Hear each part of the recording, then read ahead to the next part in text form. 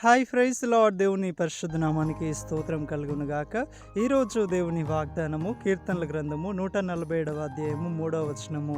గుండె చెదిరిన వారిని ఆయన బాగు చేయవాడు. ఆమేన్. హల్లెలూయా. సహోదరి సహోదరుడా, నీ యొక్క హృదయము అనేకమైన విచారముల చేత అది నింపబడి ఉందా?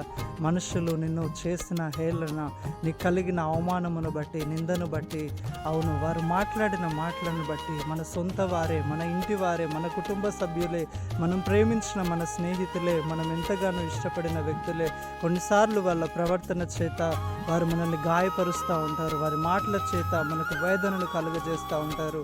కొంతమందిని మనం చాలా నమ్ముతూ ఉంటాం, కానీ వాళ్ళు మనల్ని మోసం చేసి, మనల్ని జీవితంలో వీళ్ళు నాకు ఎప్పటికీ ఉంటారని ఆశపడి మనం అనుకున్న వాళ్ళు, నమ్మిన వాళ్ళు సడన్గా మనల్ని వదిలేసి వెళ్ళినప్పుడు మన హృదయం ఎంతో వేదనకు, ఎంతో బాధకు గురి అవుతుంది.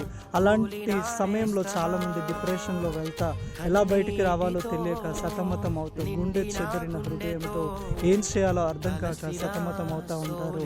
అయితే ప్రభు అంటున్నాడు, మనుషులు నిన్ను త్రోసివేసి వెళ్ళొచ్చు, మనుషులు నిన్ను నిర్లక్ష్యం చేసి వెళ్ళొచ్చు, మనుషులు నిన్ను ఒంటరిగా వదిలేసి వెళ్ళిపోవచ్చు, కానీ నీ యొక్క చెదిరిపోయిన హృదయాన్ని, నీ యొక్క పాడైపోయిన హృదయాన్ని, నీ కృంగిన హృదయాన్ని నువ్వు నాకు ఇవ్వగలిగితే, నా యొద్దకు ఆ కృంగిన హృదయంతో నువ్వు రాగలిగితే, చెదిరిన నీ గుండెను, అలసిన నీ పరిస్థితులను బట్టి అలసిన నీ స్థితిని, అలసిపోయిన నీ హృదయమును, విరిగిపోయిన నీ హృదయమును నేను బాగు చేస్తాను.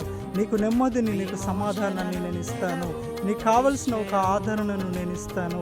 అవును, ఎప్పటికీ నా పరిస్థితులు బాగవు, ఇంకా నాకు సమాధానమే దొరకదని బాధపడుతున్న నీతో ప్రభు అంటున్నాడు, నేను నిన్ను బాగు చేస్తానని. దేవుని యొద్దకు వచ్చి నీ హృదయంను సమర్పించు, దేవుడు నిన్ను బాగు చేస్తాడు.